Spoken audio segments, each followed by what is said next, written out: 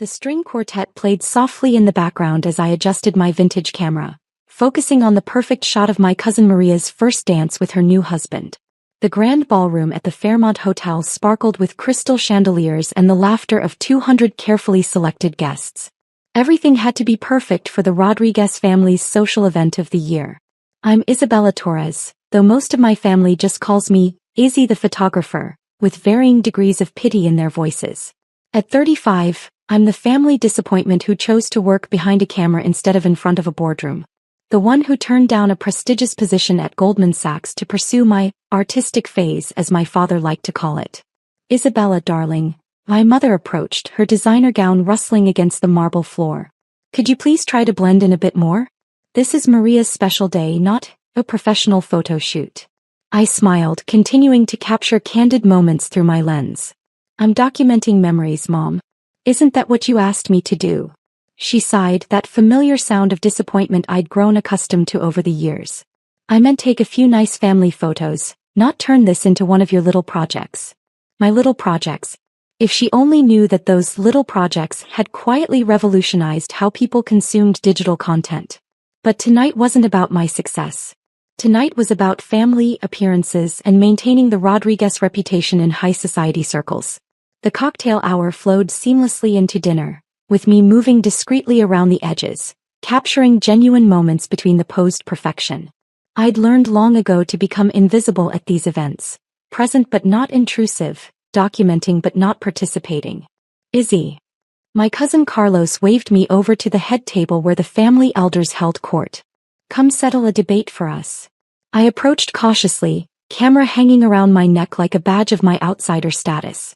The table fell quiet as I neared, 5 pairs of eyes evaluating my simple black dress and practical shoes.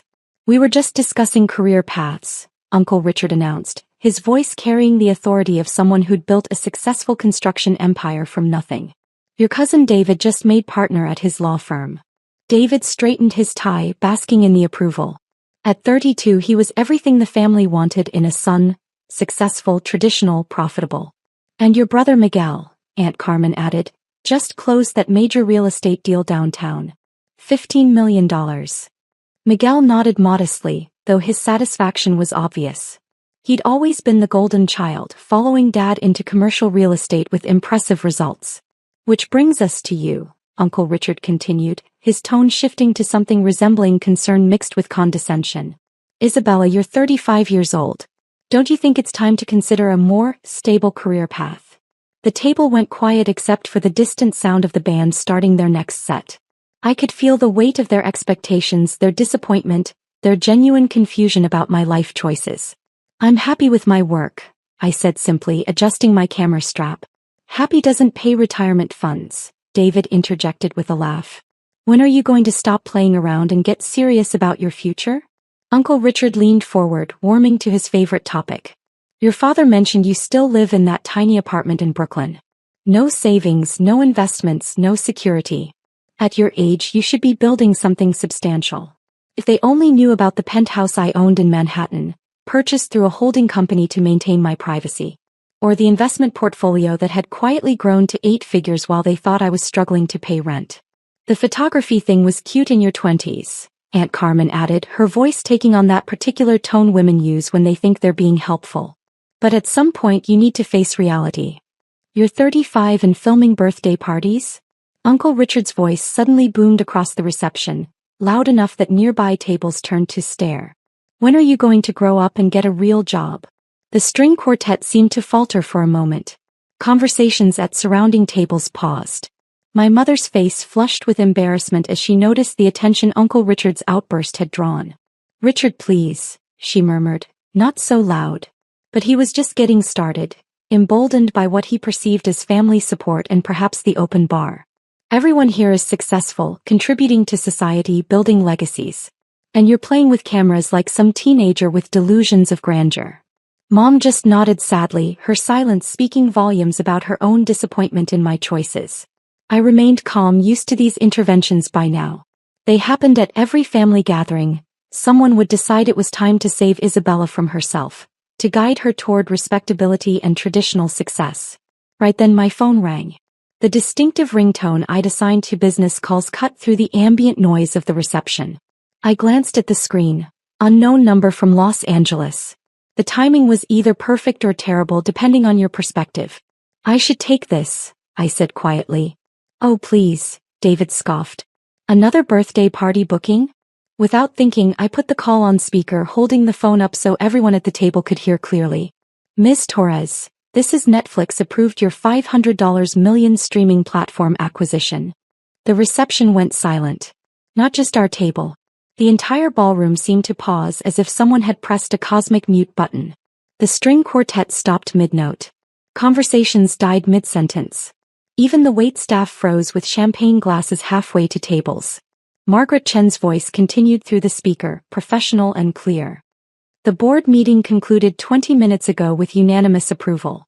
Congratulations, you now own the largest independent content distribution network in the entertainment industry. Uncle Richard's mouth hung open. David's champagne glass tilted, spilling onto his expensive suit unnoticed. Aunt Carmen blinked rapidly as if trying to process information her brain refused to accept.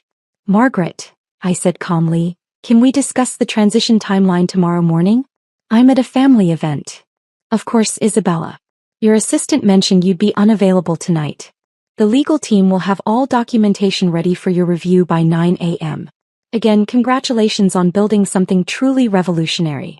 I ended the call and looked around the table at their stunned faces. The silence stretched for what felt like hours but was probably only seconds. 500 million, David whispered finally. Netflix, Mom repeated as if testing the word. Uncle Richard had gone completely pale. The man who'd spent the last 10 minutes lecturing me about financial responsibility and career stability looked like he might need medical attention. Isabella, Aunt Carmen's voice was barely audible. What exactly do you do? I slipped my phone back into my purse, straightening my simple black dress. I build streaming platforms, Aunt Carmen. The little projects you've all been concerned about? They're how people watch movies and TV shows now. The nearby tables had started whispering, putting together pieces of the conversation they'd overheard. Social media was probably already buzzing with fragments of the call, speculation about the mysterious Netflix acquisition that had just been announced at a society wedding. But, Miguel stammered, you film birthday parties. Actually, I document proof-of-concept events for my artificial intelligence algorithms, I corrected gently. Every party, every wedding, every family gathering helps train my content recommendation systems. I've been building the world's most sophisticated viewer preference database while you all thought I was playing with cameras. Uncle Richard finally found his voice. You've been lying to us. No, I said firmly. I've been working. The difference is, you never asked what I was actually building. You just assumed that because you didn't understand it, it must not be valuable. I stood up, adjusting my camera for what would be my last few shots of the evening. Now, if you'll excuse me, I should get back to work. These candid family reactions are exactly the kind of authentic content my algorithms need. As I walked away, I could hear the explosion of whispered conversations behind me. Questions, denials, desperate attempts to understand how the family failure had secretly become more successful than all of them combined.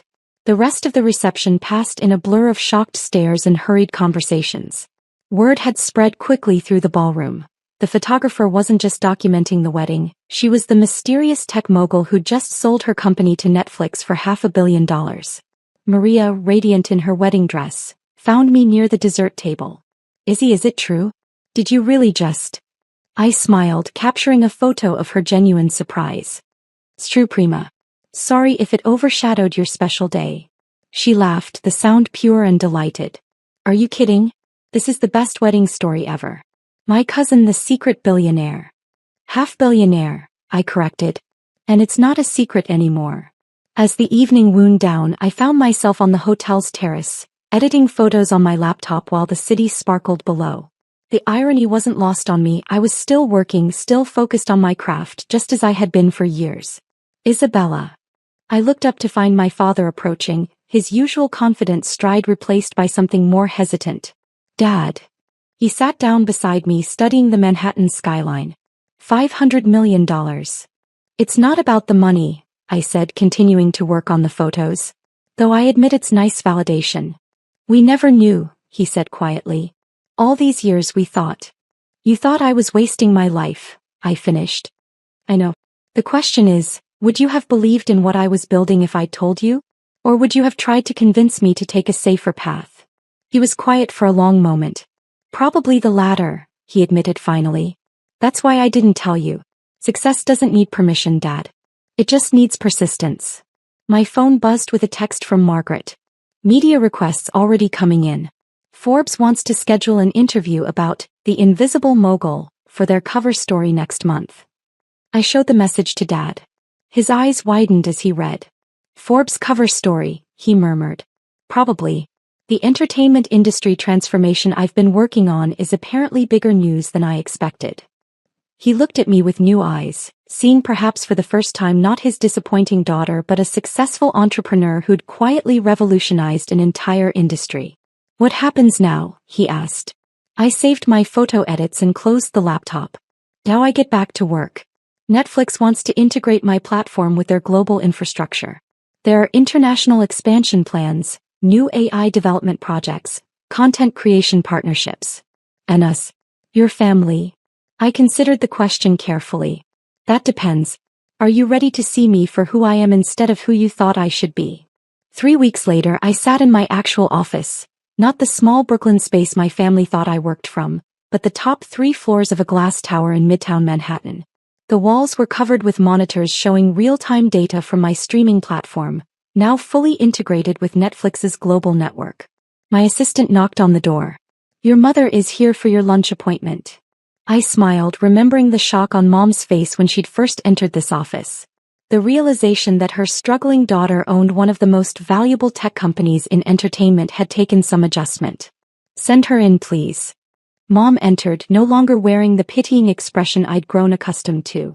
Instead, there was genuine curiosity in her eyes, a desire to understand the world I'd built. How was the board meeting? She asked, settling into the chair across from my desk. Productive.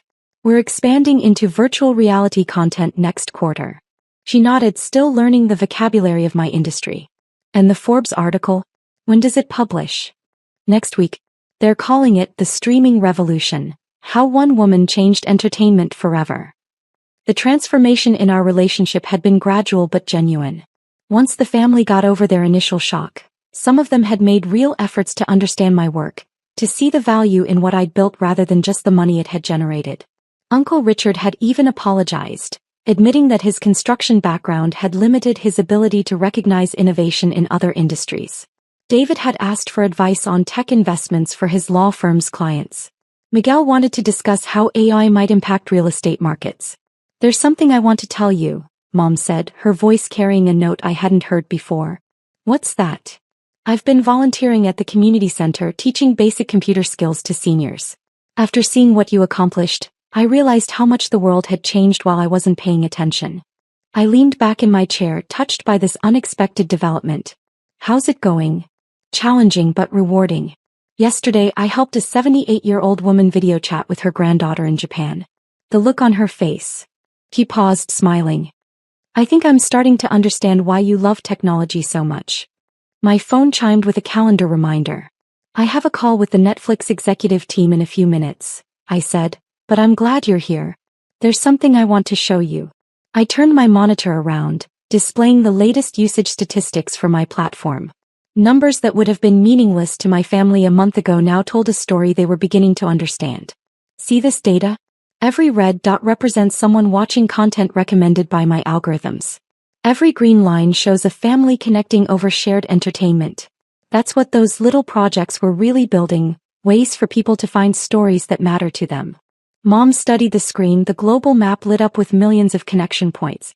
All those birthday parties you filmed, she said slowly, you were really studying how people react to stories. Exactly. Human behavior in authentic moments. It's the foundation of everything I built. A knock at the door interrupted us. Miss Torres? Netflix is ready for the video conference. I stood, straightening my blazer, designer now, though still understated. Mom, want to stay and see how a $500 million company actually runs? She smiled, the expression free of the worry and disappointment that had defined our relationship for years. I'd love to. As I connected to the call, I reflected on the journey that had brought me here. The years of being misunderstood, underestimated, dismissed as a failure or a dreamer. The quiet persistence required to build something revolutionary while everyone around you saw only struggle. The Netflix executives appeared on screen, eager to discuss the next phase of our partnership. But before diving into business, I had one more thought for my mother. "You know what the best part is?" I said quietly. "What's that, Mija?" "I'm still just documenting stories. The scale is bigger now, but the heart of what I do hasn't changed. I'm still the same person with a camera, just with better technology and a clearer vision of what's possible." The call began, and as I discussed global expansion strategies and AI development roadmaps, I caught my mother watching with genuine pride. Not for the money or the recognition, but for the work itself, the innovation, the way I'd found success by being authentically myself rather than who others expected me to be. Sometimes the greatest victory isn't proving others wrong. It's showing them that success comes in forms they never imagined, built by people they never saw coming, using methods they never understood until it was too late to dismiss them. The camera never lies, and neither do the results. 6 months after the wedding that changed everything, I stood on the stage at the Tech Innovation Awards, accepting recognition as the entertainment industry's Entrepreneur of the Year. In the audience, I spotted my family, mom and dad in the front row, Uncle Richard actually applauding, Miguel taking photos with his phone. They'd all come to witness this moment, to see their former disappointment being celebrated by an industry they were still learning to understand. But more importantly, they'd come to support me as the person I'd always been, finally seen clearly for the first time. As I looked out at the audience of tech leaders, investors, and industry pioneers, I thought about that girl with the camera who'd been dismissed as a dreamer. She'd been building this moment one frame at a time, one algorithm at a time, one authentic human interaction at a time. The reception afterward was filled with congratulations, partnership proposals, and interview requests. But the moment that mattered most came when my mother approached, her eyes bright with understanding. "I see it now," she said simply. "See what, Mom? Why you never gave up. Why you kept filming even when we didn't understand. You weren't just taking pictures, you were building the future." I hugged her, feeling the complete healing of a relationship that had been strained by misunderstanding for so many years. "I love you too, Mom. Thanks for finally learning to see it." That night, driving home in my practical car, still the same model, though now by choice rather than necessity, I reflected on the strange journey from family disappointment to industry leader.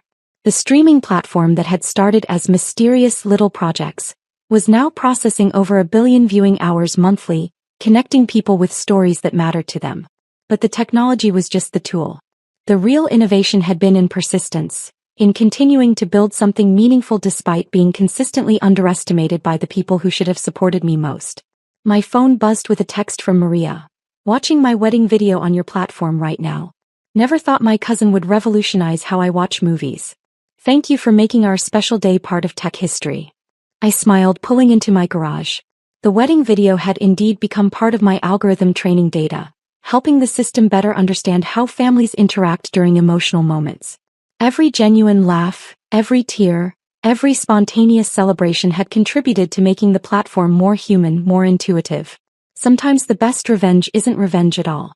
It's success so complete, so authentic, and so obviously earned that it transforms not just your own life, but the lives of everyone who thought they knew your limitations. In my penthouse apartment that night, surrounded by the city lights and the glow of my monitors showing global streaming data, I opened my laptop and began reviewing footage from the Tech Innovation Awards. There were stories to be told, human moments to capture, authentic reactions to analyze.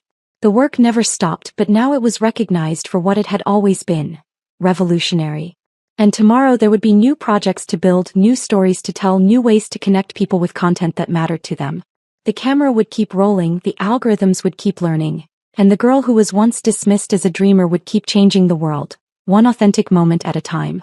The morning sunlight streamed through the floor-to-ceiling windows of my corner office as I reviewed the final interview schedule for today's senior marketing director position. At the top of the list, highlighted in yellow by my assistant, was a name that made me pause: Jessica Brooks. My sister. The same Jessica who, just 3 hours earlier, had stood in our parents' kitchen delivering what she thought was the final blow to my already damaged reputation. I'm Sophia Brooks, though Jessica had taken to calling me the family failure for the past 5 years.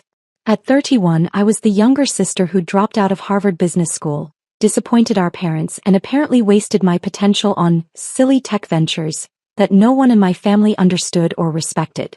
What they didn't know was that those silly tech ventures had grown into Titan Industries, a digital marketing empire valued at $4.2 billion. What they didn't know was that the modest apartment I lived in was in a building I owned. What they didn't know was that their embarrassment of a daughter had become one of the youngest female CEOs in Fortune 500 history. And in exactly 27 minutes, Jessica would walk into my boardroom for the most important interview of her career, completely unaware that her future rested in the hands of the sister she'd spent years belittling. My phone buzzed with a text from Marcus, my chief operating officer. Brooke's interview moved to conference room A per your request. Full panel assembled. This should be interesting. Marcus was one of the few people who knew about my family situation. He'd watched me build this company from a tiny startup to a global powerhouse while my own family remained oblivious to my success. He'd also seen the hurt in my eyes every time I returned from a family gathering where I was treated like the disappointing child who couldn't get her life together. I pulled up Jessica's resume on my tablet. Impressive, I had to admit. MBA from Wharton, 3 years at McKinsey, 2 years at a boutique consulting firm specializing in brand strategy. She'd built a solid career in marketing, though nothing compared to what I'd achieved in the same time frame. More importantly, she'd built her career while constantly reminding everyone that she wasn't like her irresponsible